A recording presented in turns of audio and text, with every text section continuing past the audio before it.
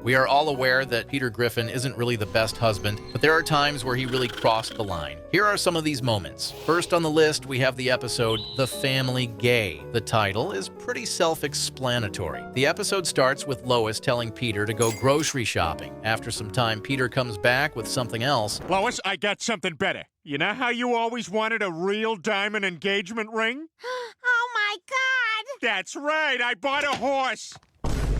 Not only did he buy a horse for no reason, but the horse is actually brain damaged. Hey, you want a sugar cube horsey? Oh, call it Brian, don't!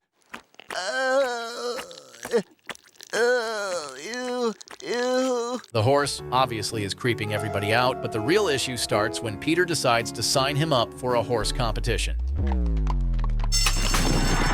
And they're off! Go, horsey, go! God, it even runs like it's messed up in the head. The competition was going well until the horse decided to take a detour. What's this? It looks like Till Death has taken a right turn and is heading into the stands. Dear God, I could describe the horror I am witnessing. Good thing he missed the deaf second graders who are visiting the competition. Oh no, dear God, he's going back! Oh, I know you can't hear any screams, but I assure you they are signing frantically just as fast as their little fingers can shape the complicated phonemes necessary to convey dread and terror. Yikes. The rampage doesn't stop there. Wait a sec, hold the phone. He's going back towards the track. Fellas, this race ain't over yet. My baby's dead! It's over.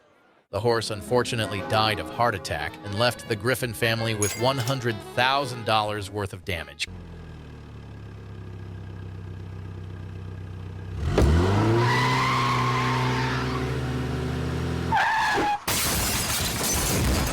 Couldn't you just bury him? Saddled with debt, the Griffins struggle to cover the costs. To make money, Peter signs up as a medical test subject and is injected with various experimental genes. We're isolating and studying the effects of various types of genes. We're just going to give you a series of experimental injections and record the results. He is injected with a squirrel gene, a Seth Rogen gene, and finally with a gay gene. Peter, are you gay? Guilty! The next morning, we see the family having breakfast. Peter has visibly changed his appearance and voice. Brian and Stewie are arguing about homosexuality being wrong, and Chris has some other things on his mind. Dad, now that you're gay, I don't have to have sex with you, do I? Not unless you want to. Oh, Lois is initially upset by Peter's newfound homosexuality, but softens as he starts to embrace stereotypical interests like shopping and baking. Peter, Try it. Dad, I think Mom's right. Maybe you should go back to that doctor. well now, wait a minute, Meg. Let's not be too hasty. Her feelings shift again, however, when Peter rejects her romantic advances. Lois, I'm gay. Wait a minute, you mean we can't have sex? No. Peter, we're married. When she learns the effects of the gay gene might be permanent, she tries to adjust until... Hi, everybody. This is Scott. Oh, who's Scott? My soulmate, Lois. I'm here, I'm queer, but don't get used to it because I'm leaving you. How did you manage to pull that, Peter? Good for you. Seeing Lois heartbroken, Stewie and a reluctant Brian, who supports gay rights, kidnap Peter to take him to a straight camp for conversion therapy. What the? Where am I? This is straight camp, Peter. I'm sorry, but I'm doing this for Lois. By the time you get out of here, you're going to be back to your old self again. When Scott comes looking for Peter, Brian confesses what they've done. Lois decides she'll accept Peter as he is and retrieves him from the camp, urging him to return to Scott. I know where Peter is. Where? I put him in a straight camp. You what? Oh, you bastard! Brian, why did you do that? Well, it's just that you seem so unhappy, and I just wanted to help you get your husband back. Scott throws Peter a surprise welcome home party, fulfilling his fantasy. You guys! Just as they prepare to do the deed, the gene's effects wear off. Wait a minute. What's going on here?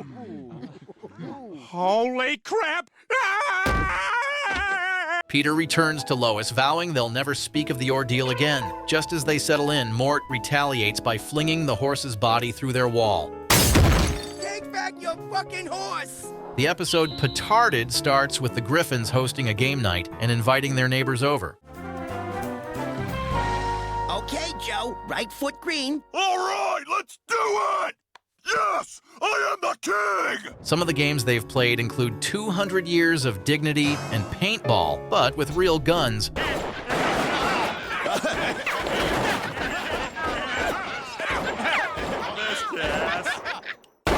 Oh, damn it, Peter, that hurt. The last game for the night is Trivial Pursuit. Lois gives Peter questions from the preschool edition to help boost his confidence. Good night, losers. Well, game night was a success. Peter, you do know that all your questions were incredibly easy. Yeah, easy for me. Good night, morons. Fed up with Peter being an arrogant douche, Brian challenges Peter to apply for the MacArthur Genius Grant to see if he's truly as smart as he thinks. You may begin your exam now.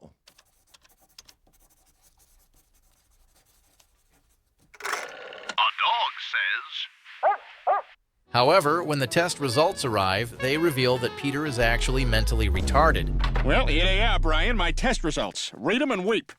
Peter, according to this, you're not a genius. In fact, you're mentally retarded. Don't worry, Peter. I'm sure this won't impact your life that much. I'm sure Brian has something to say to you.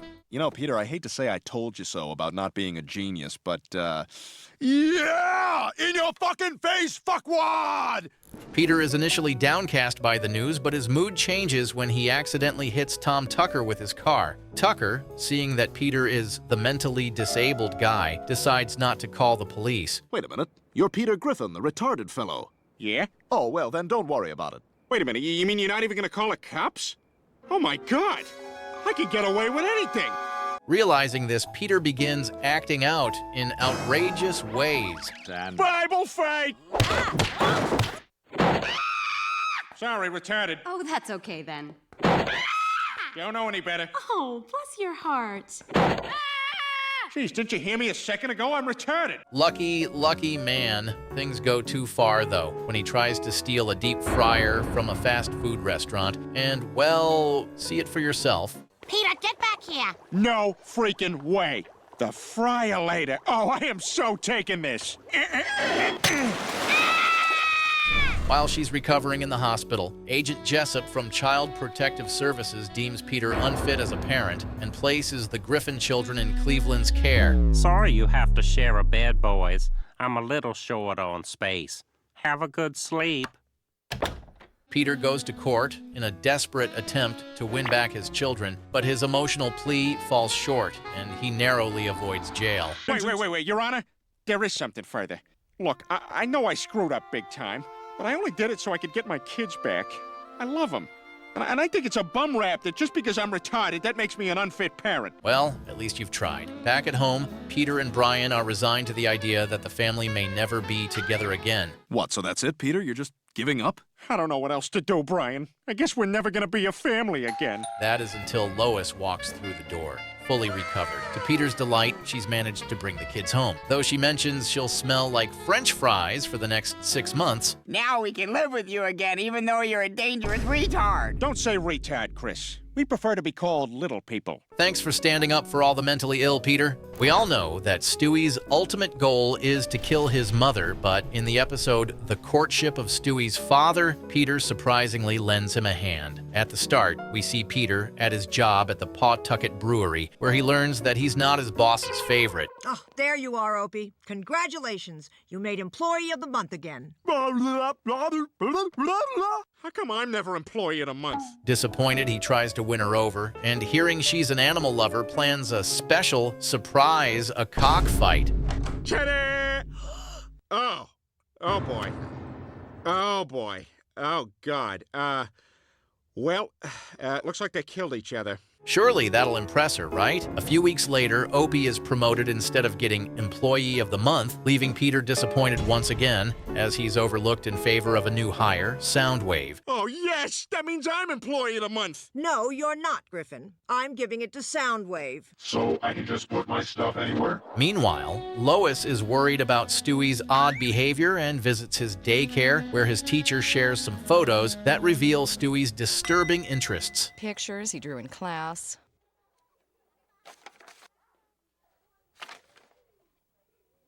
Notice anything unusual? I sure do. His father's not in any of them. Exactly. You've got a sharp eye, Lois. Lois later suggests to Peter that he should spend more time with their son. Starting today, I want you to spend more time with Stewie.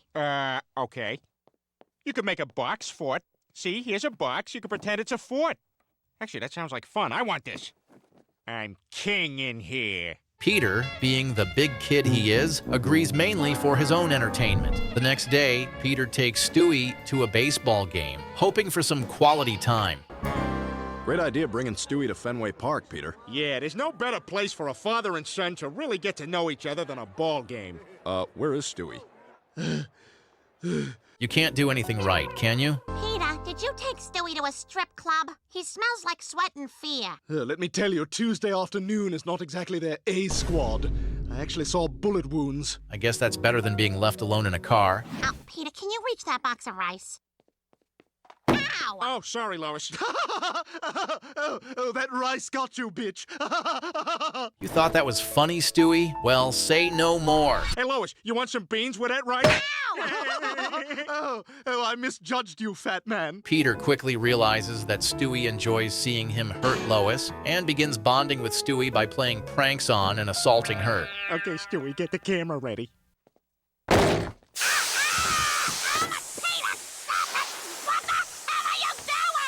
What do you think I'm doing? I'm bonding with Stewie. This sparks a unique father-son bonding session as they team up to prank and even rough up Lois. Lois tolerates it for a while, but Peter and Stewie eventually take things too far, crossing the line with one prank that's downright dangerous.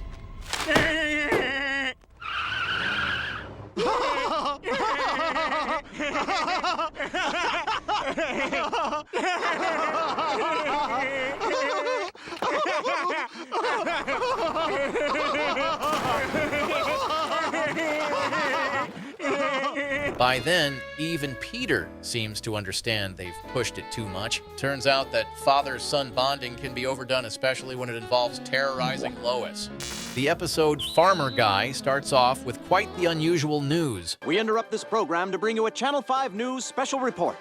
Good evening, I'm Joyce Kinney with this special report. The latest police statistics have revealed a significant rise in crime throughout Quahog. That's right, Joyce, and just to put it out there, Tom Tucker is packing. Lois insists that despite everything, she loves Quahog and considers it her true home. Give me all your money. Okay. You have a white wallet? Tough luck, Quagmire, but seriously, who has a white wallet? Even the animals are not the same as they used to be. All the fish in the bucket now, not one fish at a time as a reward, all of them. Okay, take it easy. Well, I kind of get it, but wait. If you thought that the animals carrying a weapon is weird, you gotta take a look at this. One more push. There we go. It's a boy. And he's got a gun! Surprised yet? In the next scene, we see Griffin's family coming home from a restaurant. Oh my God! We've been burglarized! That was kind of expected, Lois. Do you still like it here? It's sad to think that Quahog isn't safe for families anymore. I mean, all I ever wanted was to raise our children in a wholesome place, far away from all the crime and problems of the big city. Peter, for once, had a great idea on how to spend some money.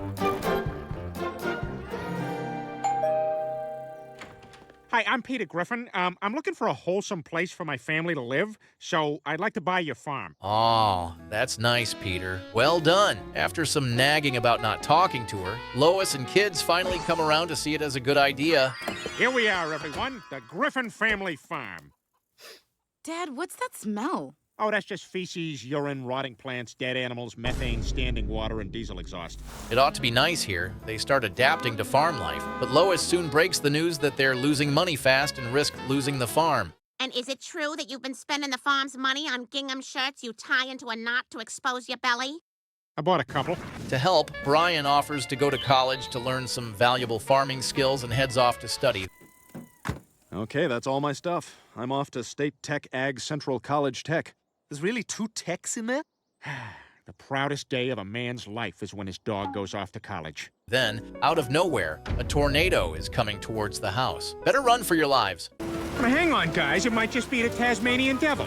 Haha, nice one, Peter. The family runs to a cellar and guess what they find down there? You guys, I think this is a meth lab. Bingo! There couldn't be a more perfect time to stumble upon a meth lab. How convenient. It's just what you need to get back on your feet. Lois being Lois, she complains about Peter's idea to deal drugs, but after some persuasion and seeing how desperate their financial situation is, she reluctantly agrees, convinced it's only temporary. Are you guys gonna feed us anytime soon? No, sorry, we're doing meth stuff now. I'll eat that. You just got clean. We see Peter gradually become paranoid. He shoots at nothing, gets all worked up about cricket noises outside, and even establishes a carrier pigeon delivery system. Smart move, Peter. Yes, hello. I'd like to buy 400 blister packs of Actifed or similar pseudoephedrine-based decongestant. Why? I have a cold. Achoo. Hang on, let me check something. Okay, you're fine. Be right back. Some time has passed and Brian returns to find the farm, and the family has gone to hell. A news report reveals that the family is responsible for a flood of drugs into Quahog, causing more problems. This is where Lois snaps out of it and realizes that they've not only ruined their own lives, but they've ruined countless more in her beloved city. No, you know what? This is my own fault for listening to you. I forgot you don't even know your ass from a hole in the ground. You've said it yourself. Lois decides it's finally time to leave the life of drug dealing behind and go back to Quahog. Peter, on the other hand, is having a hard time abandoning the farm and his meth lab until... And his house. And the lab inside the house, which is currently producing an incredibly volatile and explosive batch of thermoreactive chemicals.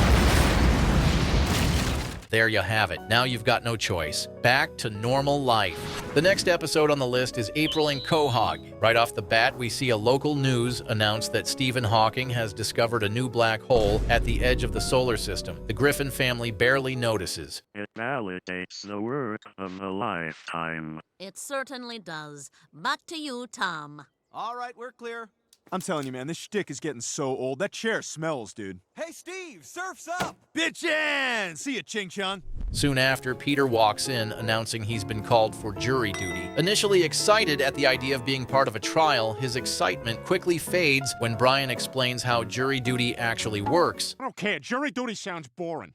I'm gonna get myself kicked out. Just like I got kicked out of Coldplay. Determined to get out of it, Peter arrives at court and quickly makes himself an annoyance, frustrating everyone on the jury. Later that night, the news reports that the Earth will be destroyed by the expanding black hole within 24 hours. Oh my God! Mom, is this for real? Well, it sure looks that way, sweetie. It's the end of the world. Holy crap! The people of Quahog, in a panic, try to make the most of what they believe to be their last day. Herbert makes advances toward Chris. Quagmire hooks up with Bonnie by telling him he is a virgin. That was your first time? Oh, I've had sex lots of times. I just wanted to have it again. Fuck you. Who else but Quagmire? Peter, determined to cross something off his bucket list, does something rather interesting. What the hell are you doing with a musket? Last day on Earth. I've always wanted to save a Native American family from rapacious cavalrymen. Yeah, this one'll do nicely. Let her go. You don't have to be afraid of him anymore. Quite the adventure. As the final moments approach, the Griffins gather in front of the television, watching the countdown to their supposed doom. At that moment, Peter probably thought, oh, what the hell, and decided to confess something. I just hate being around the kids. What? 6, 5. Sorry, I just thought I'd be honest since we're gonna die. But just as the countdown hits 0, it's revealed to be an April Fool's prank. You gotta be kidding me. We're not gonna die? No, we're not gonna die. Oh my God! Wait, what did Dad just say? How can you even say that? Because, Lois, Meg tells a story that makes you want to blow your brains out. Stewie just sits there, and Chris is always leaving his Russian mice around. Shocked and hurt by Peter's confession, Meg, Chris, and Stewie avoid him, leaving Peter desperate to earn back their respect. Trying to bond with each child, Peter fumbles through their interests. So, Stewie, how's everything going in Legoland? Oh, pretty good. I made a spaceship. Wait a minute, I'm not talking to you. He goes to Chris's room and tells him a story about him and his Uncle Roy having a beer once, and that he enjoyed it very much. But as we are living in a modern age, beer is outdated, so Peter, being a good father, brings something else. So I got some crystal meth. I figured we could do it together as father and son. I don't know about that. Tell you what, I'll get us started. That feels better. If this isn't a good reason for Lois to leave Peter, I don't know what is. After the apocalypse ends up being a news hoax, Peter must make up with his kids for his actions during what he thought his last seconds were to be. His initial attempts are rebuffed, but he explains that just because he and his kids don't share many interests doesn't mean he doesn't love them any less. When they still refuse to forgive him, he decides to buy back their love. Who wants a brand new Xbox? Yay! Oh, Daddy! Oh my God, you're the best father ever! Yay! Oh, Daddy! Worked like a charm. The next thing on the list are multiple moments that are definitely worth mentioning. The first is from the episode Crimes and Meg's Demeanor, where at the beginning, we see Peter trying to persuade Meg into going to a party to let loose a bit. Reluctant at first, she listens to him. All right, ladies, time to mingle. After mingling for a while, Meg and her friends realize that they do not have anything in common with these people, unless... Maybe we don't need anything in common with them. Oh! Meg, come on, don't go crazy. Damn, that's hot. That was just lucky. The party scene ends up in Meg impressing everyone with her bottle flipping. Next day, we can see her drinking from her bottle under the bed. She starts going out, coming home late smelling of booze, and Lois eventually notices and tells Peter that it's his responsibility to make things right. And what does he do about it? He takes her to Drunken Clam, of course. Well, I can't talk to a drunk person if I'm sober. Hey, Jerome, can I get a beer, please? But now I'm starting to sober up, so I'm gonna need one to keep an even playing field. All right, but it stays between us. Knowing Peter, it won't end on just one beer, of course.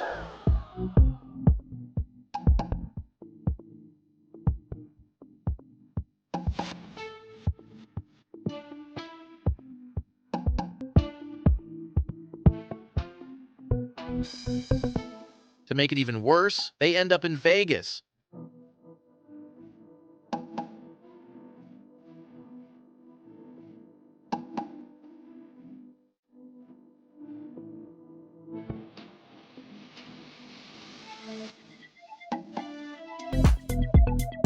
I know being a parent means supporting your children in every way, but come on, Peter.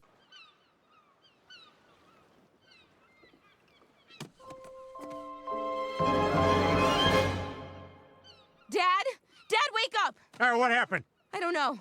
We must have stolen this boat last night. I have no idea where the hell we are. Not that kind of a support. Good luck explaining to Lois how you've ended up in the middle of the ocean with your daughter, Peter. Moral of the story, never go with your drunkard dad to a bar. You might end up in the middle of nowhere with little to no chance of survival. Next on the list, we have the episode If I'm Dying, I'm Lying, where Peter and Chris absolutely love watching a TV series called Gumble to Gumble. Lois notices that Chris is falling off in school and forbids Chris to watch the series until he does his homework. Chris finished his homework. In fact, I've been helping him study every night this week. Really? Well, that's great. Enjoy your show, boys. Of course he did. While waiting for the show, the two are watching Quahog News, and they announce that the Gumble to Gumble is canceled. Only one thing to do, Chris. We gotta save Gumble to Gumble, and we're gonna do it Griffin to Griffin. Let's roll. I'm with you, Dad. They end up going to a broadcasting station to try and make things right. All right, Callahan, me and my son want you to uncancel Gumble to Gumble. Well, sir, we only air the show. We have nothing to do with it being canceled. I have all the episodes on tape. Would you like to borrow them? Disappointed after not getting what they wanted, they head home feeling down. Later that day, we see Peter and Chris watching a sports channel when suddenly Peter gets the brilliant idea. In Gridiron News, little Johnny Gobran, a terminally ill 8-year-old boy who dreamed of playing quarterback for New England, got his wish today, thanks to the Grant a Dream Foundation. I'm sure you already know what's on his mind. Is this a Grant a Dream Foundation? My son Chris is dying. Holy crap, no! Oh my God! That was the lie. Nice thinking, Pete. Well, congratulations. Gumble to Gumble is back on the air. All right, Dad! Mr. Griffin, I'm sorry we had to meet under these circumstances. Are you kidding? I may see you again. I got 2 more kids at home, and I've always wanted to see some new episodes of Star Trek. Woohoo! Success! Oh, and by the way, the disease Chris has is tumor-asyphilicidosis. Totally believable, right? When the network comes to claim their part of the deal, Lois discovers the scam and insists that Peter come clean. However, doing so could mean prison time for fraud. He then gets yet another brilliant idea. There's only one way out of this. Chris is all better. I cured him. You cured him? That's right. I have divine powers. Okay, safe drive. So what? Now you've become a god? Peter, these poor deluded people think you have divine powers. Praise Peter! We are certain. It's a miracle! What will you have us do, O great healer of Quahog? Enraged, the real god sends 6 plagues upon Peter's house. No, Peter. The light bulbs last night, my fleas, Chris's pimples, they're just like darkness, gadflies, and boils. 3 of the plagues God visited upon Egypt when the Pharaoh angered him in the Old Testament. During the final plague, the death of the firstborn son, Chris is nearly crushed by a giant golden statue of Peter. Chris! Oh my God, are you okay? Hey, Dad, I can see a white light at the end of a long tunnel. Realizing the danger, Peter finally admits he isn't God, which ends the plagues and saves Chris's life. Sir, we think the Griffin guy gets it. Good. Peggy, turn off the plagues, please. Yes, sir, Mr. Patterson. In the last moments, Peter foolishly tries to claim he's God again, but quickly stops as soon as the plagues start to return. And last but not the least, we have the episode Lois Comes Out of Her Shell. At the beginning of the episode, we see Lois going grocery shopping, and while leaving, Brian mentions that it's her birthday coming this week. Birthday coming up this week? Oh, it's nice of you to remember, Brian, but frankly, I'd rather let this one slip by. I don't need to be reminded how old I'm getting. He then proposes that despite what she just said, they throw her a surprise birthday party. I'm sure she'll like that. Stewie, you want a mommy rocket ride? What? What do you mean? Here we go. Get ready for blast off. Oh, son of a bitch! Oh my God, Stewie, are you all right? That was just poor timing. I'm sure it's got nothing to do with your age, Lois. Later that day, we see the family, her parents, and all the friends have already prepared the surprise for her. Okay, quiet, everyone. She's coming up the walk now. I don't believe we've met yet. I'm Carter. I'm Chris. Nice to meet you. Surprise! Yay! Happy birthday, Lois! Now quiet, everyone. Peter has something to say. He starts reading his poem. The poem starts off nicely, but soon changes tone and begins pointing out all of Lois's flaws as she's grown older. You may not be the young filly you were when I met you, but you're still my reliable old plow horse who's there each day to pull the plow, to help around the barn, and let the husband horse slap a batch into her now and then. You don't tell that stuff to your wife, Peter. He puts down Lois all the time, but this time felt especially insensitive. It is her birthday, man. Sure, Lois throws insults at Peter too, but when he called her a plow horse, whose only purpose was menial labor and sex, it was a low blow. Everyone, I have something to say. To my dearest Lois on her birthday, what a journey we've had together. That speech sent her into a midlife crisis. Honestly, it should have sent her running for the hills.